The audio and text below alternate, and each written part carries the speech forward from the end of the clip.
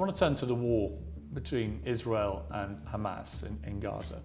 What is your view of this war?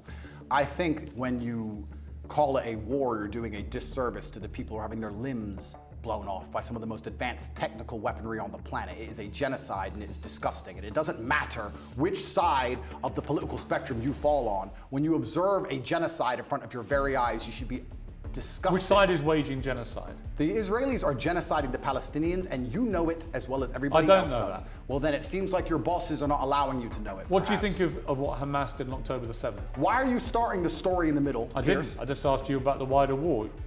I'm now asking you specifically about Hamas. I cannot professionally answer that question without talking about the context that led up to October 7th. Well, nothing, to my mind, justifies what happened on October the 7th. Nothing justifies what happened before October the 7th, Piers. This is the exact point. So you're talking to a man, I don't know what answer you expect from me, because let's forget the fact that I'm a Muslim. You're talking to a man who is fighting oppression to the best of his ability. Do you believe Hamas are a terror organization? And that's a very interesting question, but I think you're peddling asininities. Well, just answer the question.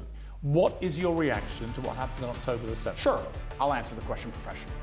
I do not condone the loss of human life on either side. I think anybody doing anything which directly damages civilians is disgusting and abhorrent. However, I would be an amateur if I could not sit and pretend I do not understand the motivations behind either side. This is not even me taking a side. I understand why Israel is doing what it's doing. I understand why Palestine is doing what it's doing. However, I still call the Israeli actions absolutely abhorrent and genocidal. Okay, well, in terms of what Hamas did on October the 7th, do you accept that was an act of terrorism?